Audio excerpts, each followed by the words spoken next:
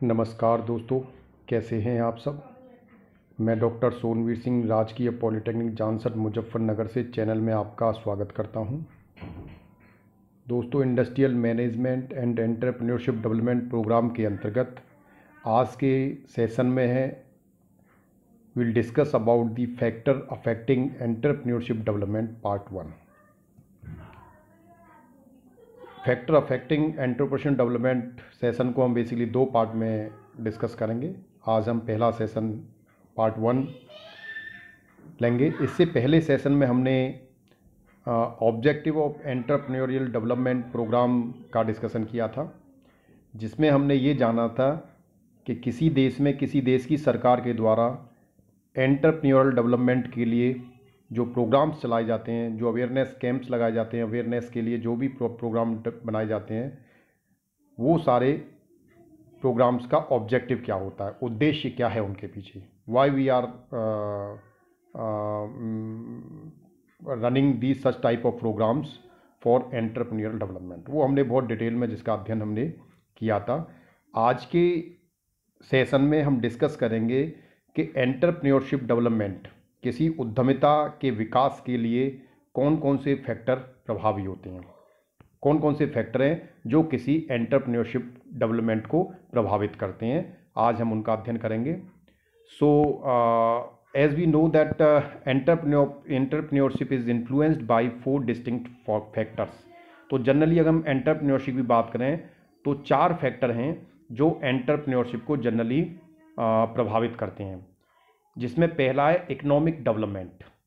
यानी किसी भी देश का जो इकोनॉमिक डेवलपमेंट है, आर्थिक विकास किस तरह का है, वो सीधा सीधा प्रभाव डालता है उस देश के एंटरप्रेन्योरियल डेवलपमेंट को। उस देश में उद्यमिता का विकास किस तरह का होता है, इंडस्ट्रियलाइजेशन किस तरह का है, इंडस्ट्रियल डेवलपमेंट किस तरह का, वो सारा direct it will affect the entrepreneurship development. दूसरा होता है कल्चर। किसी देश की कल्चर किस तरह की है, वहाँ की संस्कृति कैसी है, लोगों का आचार विचार व्यवहार किस तरह का है, वो उसकी कल्चर पर भी ये प्रभाव डालता है, उससे भी ये प्रभावित होता है। एंटरप्रेन्योरशिप डेवलपमेंट जो है, तो एक तो इकोनॉमिक डेवलपमेंट, दूसरा कल्चर, टेक्नोलॉजिकल डेवलपमेंट, देश के अंदर टेक्नोलॉजी का विकास किस तरह का हो रहा है। अगर किसी देश के अंदर टेक्नोलॉजी का डेवलपमेंट बहुत अच्छा है तो ऑब्वियस है वहाँ पर एंटरप्रेन्योरशिप डेवलपमेंट भी बहुत अच्छा होगा। यानी कि किसी उद्यमिता के डेवलपमेंट के लिए, तो आज आप देखते होंगे कि इंडस्ट्रीज़ के अंदर आज टेक्नोलॉजी का बहुत ज़्यादा यूज होता है, जिसमें आप देखें ऑटोमेशन हो या जितनी भी इंडस्ट्रीज़ हैं सब कंप्यूटराइज्ड होने जा रही हैं, PLC बेस, स्काडा बेस। तो उनके आधार पर जो है उनको और एडवांस्ड किया जाता है। तो टेक्नोलॉजिकल डेवलपमेंट उस देश में कितना है, अगर टेक्नोलॉजिकल डेवलपमेंट देश में होगा तो इंडस्ट्रीज़ को उतना ही मॉडर्न और एडवांस बनाया जा सकेगा। और last but not least is education. उस पर्टिकुलर देश के अंदर शिक्षा का क्या स्तर है, लोग कितने % शिक्षित हैं, शिक्षा का लेवल क्या है, एजुकेशन की हम बात करें तो क्वालिटी एजुकेशन किस तरह की है। These are also the direct impact on the entrepreneurship development. तो ये 4 फैक्टर जनरली किसी भी देश के एंटरप्रेन्योरशिप डेवलपमेंट को अफेक्ट करते हैं, प्रभावित करते हैं। अब हमें ये देखना है 1 बाय 1 कि इनमें फिर क्या क्या और फैक्टर हैं जो इन क्षेत्र में होते हैं। In areas where these factors are present you can expect to see strong and reliable entrepreneurial growth. यानी किसी भी देश में अगर ये चारों फैक्टर अवेलेबल हैं, वहाँ का इकोनॉमिक डेवलपमेंट अच्छा है, कल्चर वहाँ की अच्छी है, वहाँ टेक्नोलॉजी डेवलपमेंट भी बहुत अच्छा है और एजुकेशन भी बहुत अच्छी है, तो हम ये कहते हैं कि अगर ये चार फैक्टर किसी भी देश में प्रेजेंट हैं तो you can expect to see strong and reliable entrepreneurial growth. तो आप ये उम्मीद रख सकते हैं कि उस देश के अंदर एंटरप्रेन्योरशिप डेवलपमेंट या उद्यमिता का जो विकास है वो काफ़ी अच्छा होगा। These conditions may have both positive and negative influences on the development of entrepreneurship. अब ये जो कंडीशन है ये एंटरप्रेन्योरशिप डेवलपमेंट पे पॉजिटिव और नेगेटिव दोनों तरह से उसको इन्फ्लुएंस कर सकती हैं किसी भी उद्यमिता के विकास के लिए। यानी कि ये पॉजिटिव डायरेक्शन में भी जा सकती हैं, नेगेटिव में भी जा सकती हैं, दोनों में है। Positive influence establish facilitative and favourable conditions for the emergence of entrepreneurship. अगर हमें इन चारों कंडीशंस में हमें पॉजिटिव इन्फ्लुएंस मिलता है, पॉजिटिव इन्फ्लुएंस मिलता है, तो ये क्या है, हमारे लिए एक ऐसी एनवायरनमेंट बनाता है जो हमारे फेवरेबल होती है, फैसिलिटेटिव होती है for the emergence of entrepreneurship development. अगर हम किसी देश में उद्यमिता का विकास करना चाहते हैं तो हमें इन चारों फील्ड में, जिसमें economic development, cultural, technology development and education, इन चारों फील्ड में हमें इन्फ्लुएंस इन चारों फील्ड का हमने का प्रभाव डालते हैं, डायरेक्ट प्रभाव डालते हैं, तो इनका इन्फ्लुएंस एंटरप्रेन्योरल डेवलपमेंट पे सीधा सीधा होता है। लेकिन अगर इनका इन्फ्लुएंस पॉजिटिव डायरेक्शन में है तो उस कंडीशन में ये हमारे लिए फेवरेबल हो जाता है, फैसिलिटेटिव हो जाता है। Whereas negative influence create constant situation to the emergence of entrepreneurship. अगर इनका इन्फ्लुएंस नेगेटिव होता है तो ये हमारे लिए कंस्ट्रेंट की सिचुएशन उत्पन्न करता है। एक तरह से हम कह सकते हैं हमारे जो उद्यमिता का हम जो विकास करना चाहते हैं उसके मार्ग में अवरोध उत्पन्न करता है। तो इनका जो इफेक्ट है, इम्पैक्ट है, वो पॉजिटिव भी हो सकता है, नेगेटिव भी हो सकता है। तो now we start with the economic factor. जैसे हमने कहा इकोनॉमिक डेवलपमेंट है तो उस देश में ये सीधा सीधा प्रभाव डालता है एंटरप्रेन्योरशिप डेवलपमेंट पे। तो सबसे पहले हम ये देखेंगे कि इकोनॉमिक फैक्टर में और ऐसे कौन कौन से फैक्टर हैं जो इसे प्रभावित करते हैं। तो economic environment impact direct and immediate influence on entrepreneurship. जैसे हमने कहा ना कि इकोनॉमिक फैक्टर का सीधा सीधा प्रभाव एंटरप्रेन्योरशिप डेवलपमेंट पर पड़ता है, तो ये डायरेक्टली इन्फ्लुएंस करता है एंटरप्रेन्योरल डेवलपमेंट को। This is likely because people become entrepreneurs due to compulsion when there are no other jobs और बिकॉज ऑफ अपॉर्चुनिटी। यानी इकोनॉमिक फैक्टर में पहला इन्फ्लुएंस डायरेक्ट इसलिए होता है, कोई भी व्यक्ति उद्यमी क्यों बनना चाहता है, why he want to become an entrepreneur, तो उसके दो ही कारण होते हैं। When there are no other jobs, उसके पास कोई दूसरा अवसर या जॉब का अवसर नहीं है, या बिकॉज ऑफ अपॉर्चुनिटी कि उसको कोई ऐसा अवसर मिल गया जिसके माध्यम से वो व्यापार कर सकता है, एक उद्यमी बन सकता है। बहुत ही कम लोग ऐसे होते हैं जो अपनी इच्छा से उद्यमी बनना चाहते हैं। यानी कि इकोनॉमिक फैक्टर जो है वो उनको मजबूर करता है, कंपेल करता है टूवर्ड्स दी बिजनेस। अगर आपको suppose somebody want to do job, अगर वो जॉब करना चाहता है, उसने अच्छे से पढ़ाई लिखाई की, अपने आप को तैयार किया, then he want to a good job, but अगर किसी वजह से उसको जॉब नहीं मिल पाता तो उसके पास क्या रास्ता बचता है, वो स्वयं का खुद का रोजगार कुछ करे, ठीक है। तो उसके लिए उसे तब बिजनेस में जाना पड़ता है। तो एक इकोनॉमिक फैक्टर सबसे बड़ा डायरेक्ट इफेक्ट डालता है। So following are the economic factor that affect the growth of entrepreneurship. तो these are the some factors that will affect the entrepreneurial development. सबसे पहला क्या है, कैपिटल। कैपिटल हम बोलते हैं किसी भी बिजनेस में इन्वेस्ट करने वाला जो भी अमाउंट आप उसमें लगाते हैं, किसी भी व्यापार को शुरू करने के लिए जो आप पैसा लगाते हैं उसको हम बोलते हैं कैपिटल। तो capital is one of the most important factor of production for the establishment of enterprises. Suppose I want to start a some new business, तो सबसे पहले मुझे इस बिजनेस को करने के लिए, जैसे हमने पिछले सेशंस में भी डिस्कस किया था कि आप जैसे अपने माइंड में, या आपको पहले ये सोचना, आपके माइंड में ये तैयार करना होगा आपको अपने आप को कि I want to become an entrepreneur. हाँ, तो आप एक एंटरप्रेन्योर बनना चाहते हैं, ये आपको माइंड में रखना पड़ेगा। देन आप माइंड में जब ये कर लेते हैं तो उसे एक्शन में कन्वर्ट करने के लिए you have to need to register some enterprise और इंडस्ट्री, कोई लिमिटेड कंपनी, या वो आप एक रजिस्टर कराते हैं, तो उसके लिए आपको एक कैपिटल की ज़रूरत पड़ती है। तो उस किसी भी बिजनेस के प्रोडक्शन के लिए, उसको इस्टेब्लिश करने के लिए, उसको स्टार्ट करने के लिए you need a capital. Then labour, easy availability of right type of workers also affect entrepreneurship. That means जब आप बिजनेस स्टार्ट करना चाहते हैं तो ऑब्वियस है बिजनेस में आपको काम करने के लिए इंडस्ट्री के अंदर कुछ लेबर भी चाहिए, तो वो लेबर की अवेलेबिलिटी जो है वो इजीली होनी चाहिए। ऐसा नहीं होगा हमने ऐसा काम स्टार्ट कर दिया जिसमें हमारे पास अवेलेबिलिटी ऑफ लेबर ही नहीं है ना। तो हमें उस तरह की लेबर भी हमें अवेलेबिलिटी हो हमारे पास में, उस तरह का ट्रेंड और स्किल्ड वर्कर अवेलेबल हो जिस तरह का बिजनेस आप स्टार्ट करना चाहते हैं। तो labour is another factor. The quality rather than the quantity of labour influence the emergence and growth of entrepreneurship development. यानी कि किसी लेबर की क्वांटिटी से ज़्यादा उस लेबर की क्वालिटी जो है किसी भी एंटरप्रेन्योर डेवलपमेंट के लिए ज़्यादा महत्व रखती है। यानी हमें लेबर की संख्या पर डिपेंड नहीं करना, हमें लेबर की क्वांटिटी पर डिपेंड करना। दैट मीन्स अगर आपके पास 10 लेबर हैं और अनस्किल्ड हैं, उसकी बजाय अगर आपके पास 2 स्किल्ड लेबर हैं तो 2 skilled labour are much better than the 10 unskilled labour. तो हमें लेबर जो चाहिए वो क्वालिटी वाइज चाहिए, क्वांटिटी वाइज नहीं। अकॉर्डिंग टू आवर वर्क, हमारा किस तरह का वर्क है उस तरह की स्किल्ड लेबर हमारे पास होनी चाहिए। थर्ड फैक्टर क्या है? Raw material.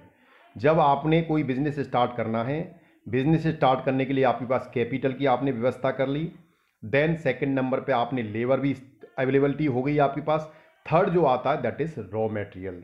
अब जब आपने एंटरप्राइजेस स्टार्ट कर लिया, लेबर आपने हायर कर ली, तो ऑब्वियस है कि अब आप कुछ चीज़ का उसमें प्रोडक्शन करेंगे।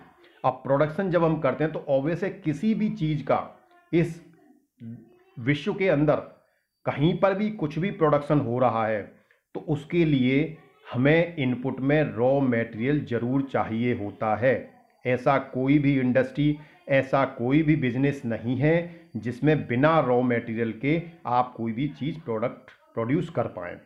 If you want to produce some product then you need some raw material to prepare such type of product. उसे प्रोड्यूस करने के लिए आपको रॉ मटेरियल चाहिए। So the necessity of raw material hardly need any emphasis for establishing any industrial activity and its influence in the emergence of entrepreneurship। तो जैसे हमने 2 point पहले लेबर और कैपिटल के डिस्कस किए थे, ठीक उसी प्रकार तीसरा रॉ मटेरियल भी उतना ही महत्व रखता है जितना किसी बिजनेस को स्टार्ट करने के लिए कैपिटल होती है। अगर कैपिटल आपके पास नहीं है then you can not start a business. आपको कैपिटल और फंड की व्यवस्था करनी पड़ेगी बाय कुक और हुक्स, जैसे भी हो, क्रुक और हुक्स जैसे भी आप करें वो आपको करनी पड़ेगी। चाहे आप फंड बैंक से लोन लें, जैसे भी आप करना चाहें, there are lots of the resources are available by which you can create a funds. So then उतनी जरूरत हमें रॉ मटेरियल की होती है किसी भी इंडस्ट्रियल एक्टिविटी के लिए। मैंने कहा ना, पूरे विश्व में अगर इंडस्ट्री है चल रही हैं, उनमें कुछ भी चीज़ प्रोड्यूस हो रही है तो हर एक इंडस्ट्रियल एक्टिविटी के अंदर रॉ मटेरियल की इन्फ्लुएंस है। तो किसी भी बिजनेस को इमर्ज करने के लिए हमें रॉ मटेरियल की अवेलेबिलिटी भी होनी चाहिए। फोर्थ आता है दैट इज मार्केट।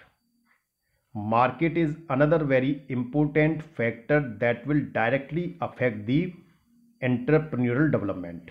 क्या है? The role and importance of market and marketing is very important for the growth of entrepreneurship. यानी कि जब आप कोई प्रोडक्ट इंडस्ट्री के अंदर प्रोड्यूस कर रहे हैं तो ऑब्वियस है उस प्रोडक्ट को मार्केट में यूज़ करने वाले यूज़र या कंज्यूमर्स अवेलेबल हैं, तभी वो मार्केट आपका सेल होगा। तो एक ऐसी प्रोडक्ट तैयार करना इंडस्ट्री के अंदर, जैसे आपको अगर याद हो तो हमने इनिशियल जो सेशन लिए थे उसमें ये बताया था कि जब आप बिजनेस करना चाहते हैं तो आपको फिर सेकंड नंबर पर ये देखना होगा क्या बिजनेस करना है, what product you want to produce. वो हम कैसे देखेंगे वो भी हमने डिस्कस किया था कि मार्केट में किस चीज़ की डिमांड है, अकॉर्डिंगली हम उस तरह का प्रोडक्ट तैयार करते हैं। तो मार्केट किस चीज़ की है, यानी मार्केट में डिमांड किस प्रोडक्ट की है, अगर वो प्रोडक्ट आप बना रहे हैं तो ऑब्वियस है उसकी सेल अच्छी होगी।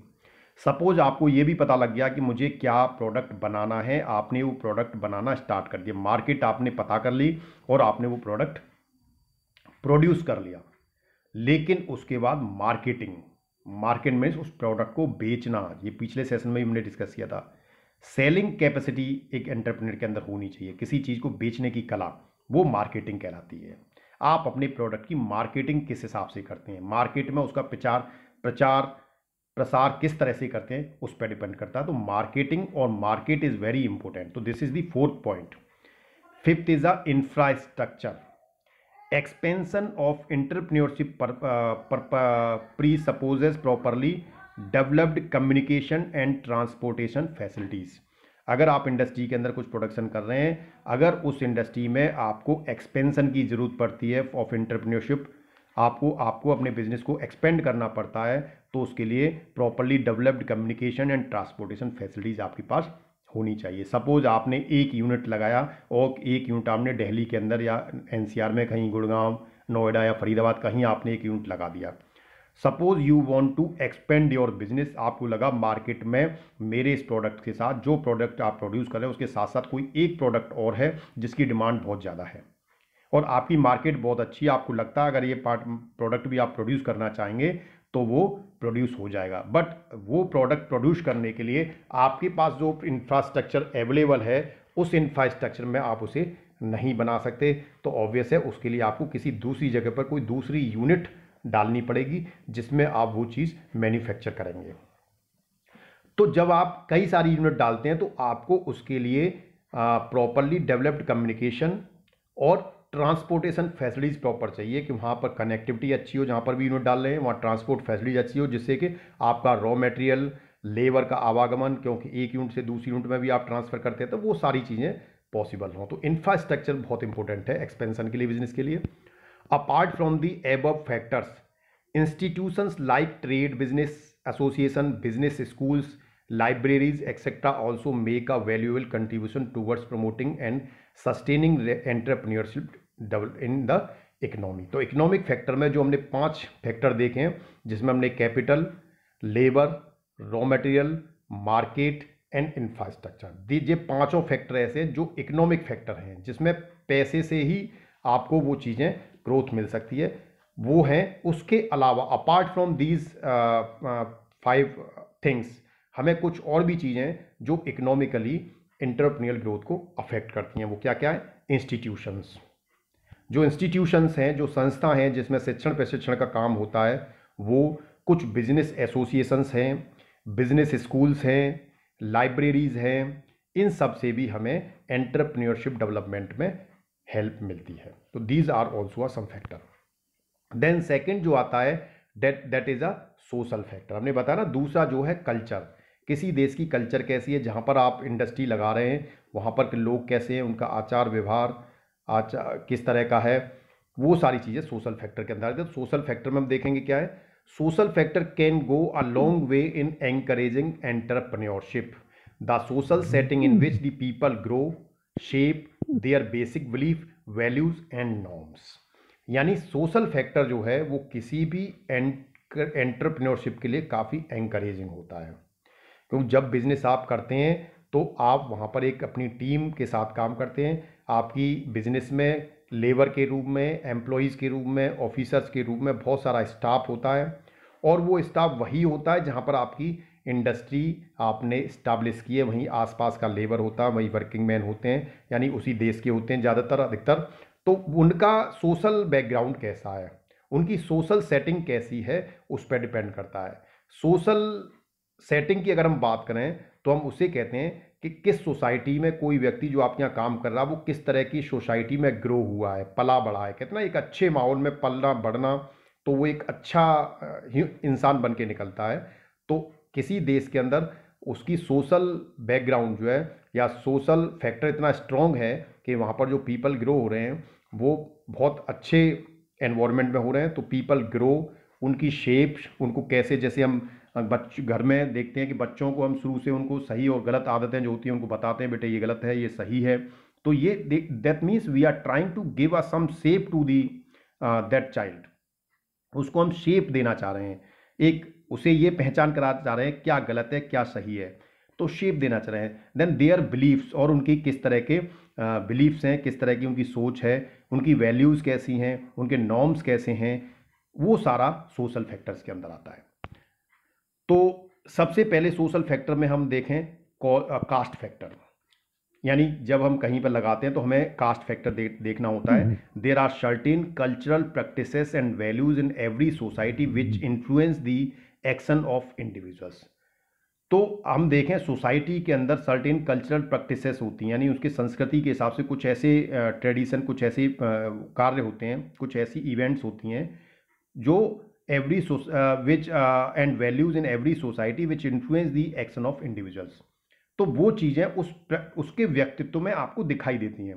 कोई व्यक्ति अगर आप देखेंगे, अगर वो अमेरिकन कल्चर में पला बड़ा है तो उसके व्यक्तित्व में वहाँ का कल्चर आपको दिखाई देगा। अगर कोई व्यक्ति ह्यूमन जो बीइंग है, जो व्यक्ति है, वो अगर इंडियन कल्चर में पला बड़ा है तो उसकी एक्शंस में वो आपको, उसके व्यक्तित्व में वो आपको दिखाई देगा। तो वो सोसाइटी जो है का जो है वो इन्फ्लुएंस रहता है किसी व्यक्ति के एक्शन पर और किसी भी इंडिविजुअल्स के एक्शन पर। These practices and values have evolved over 100 of years. अब ये जो वैल्यू इनकलकेट होती हैं सोसाइटी से टू द पर्सन, तो वो इस चीज़ को होने में भी, क्योंकि ये बहुत कई 100 ईयर्स से वो परंपरा चली आ रही होती है, वही परंपरा धीरे धीरे ग्रो होती है और आगे आने वाली पीढ़ी में भी वो ट्रांसफ़र होती जाती है। तो ये सोशल एक इन्फ्लुएंस रहता है। ये ट्रेडिशन, जिसे कहते हैं ट्रेडिशन है, ये तो परंपरा है। परंपरा का मतलब क्या है कि कोई चीज़ एक जो पहली जनरेशन में हुई, दूसरी जनरेशन भी उसी को उसी तरीके से फॉलो कर रही है, बिना उसमें कोई इफेंट बट लगाए हुए। अगर हम उसमें क्यों, कैसे और ये सब लगा देते हैं तो वो परंपरा आगे कैरी नहीं हो पाती। अगर परंपरा को ट्रांसफॉर्म करना है अगली जनरेशन में तो हमें बिना इफ एंड बट लगाए हुए उस परंपरा पे पालन करना होता है। तो हर एक देश में कुछ परंपराएं होती हैं जिनको नेक्स्ट जनरेशन बिना इफ एंड बट लगाए उनको फॉलो करती है। तो ये इवॉल्व होती है 100 ऑफ ईयर्स पहले से, वो ऑलरेडी चल के आ रही होती हैं। देन सेकेंड जो होता है दैट इज फैमिली बैकग्राउंड, यानी कि जो व्यक्ति या जो लेबर आप ले रहे हैं तो उसका फैमिली बैकग्राउंड कितना है। This factor influence size of family. Family factor background में क्या है, फैमिली का साइज क्या है, टाइप ऑफ फैमिली, फैमिली किस तरह की है, and economic status of family, family का इकोनॉमिक स्टेटस क्या है। तो फैमिली बैकग्राउंड भी एक फैक्टर है किसी भी एंटरप्रेन्योरशिप डेवलपमेंट के लिए। कोई व्यक्ति अगर आपके यहाँ एज ए एम्प्लॉय काम करता है तो वो कैसे फैमिली बैकग्राउंड से है, उसका सीधा सीधा प्रभाव उसके एक्शन पर, उसकी वर्किंग पर दिखाई देगा आपको। तो वो चीज़ आती है। थर्ड जो है that is a education. Education enables one to understand the outside world and equips him with the basic knowledge and skills to deal with day to day problems.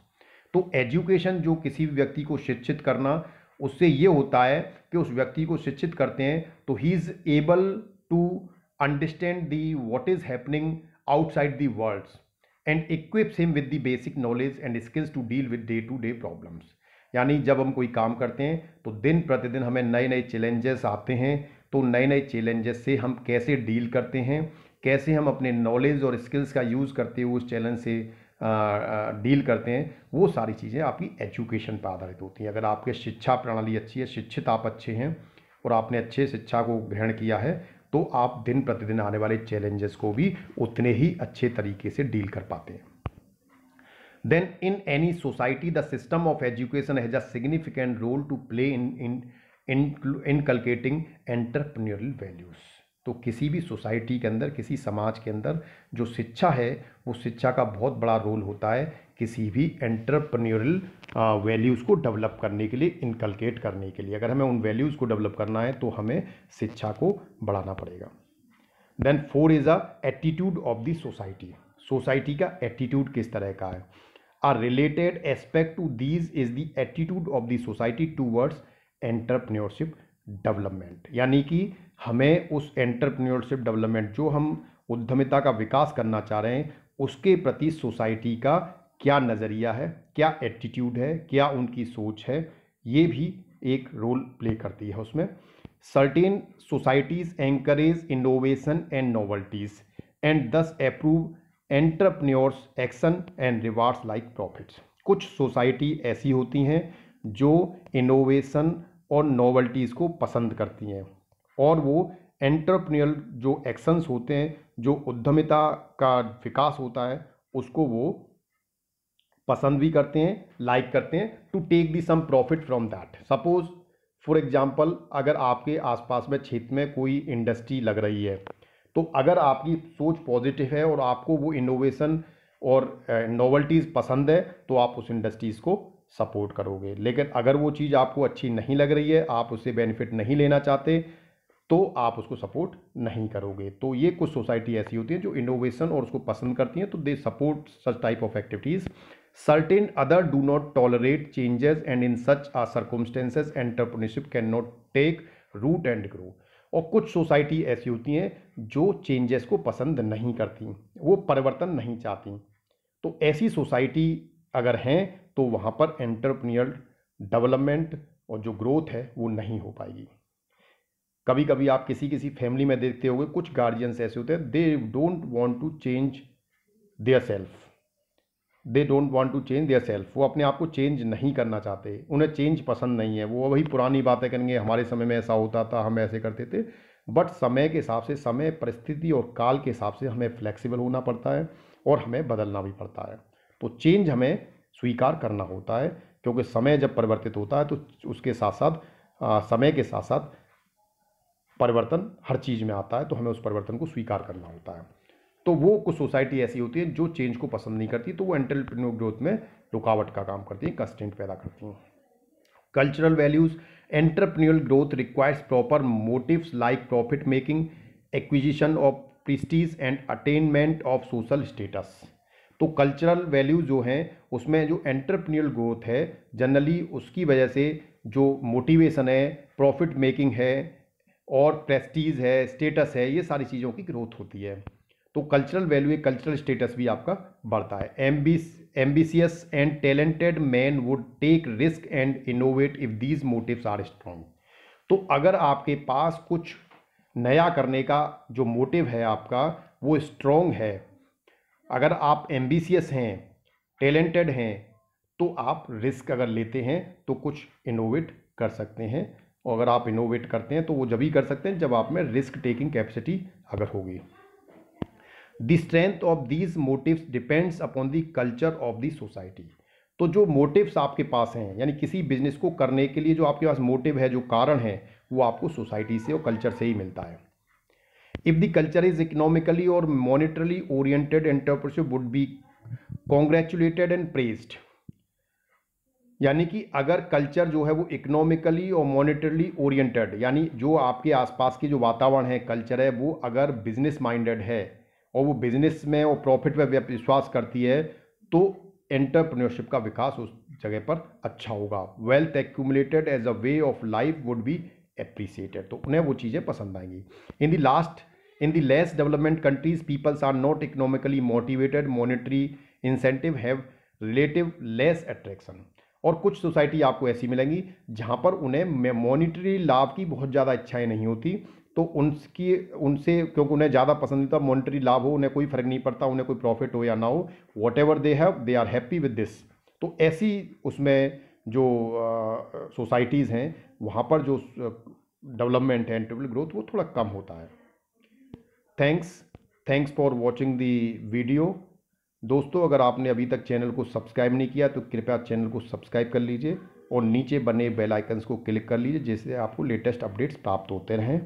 हम आगे नेक्स्ट सेशन में different, जो अभी हमने 2 factor culture और economic पर discussion किया है, बाकी के जो 2 फैक्टर हैं उनको हम टेक्नोलॉजिकल डेवलपमेंट और एजुकेशन, इन दोनों फैक्टर्स को हम अगले सेशन में डिस्कस करेंगे। धन्यवाद।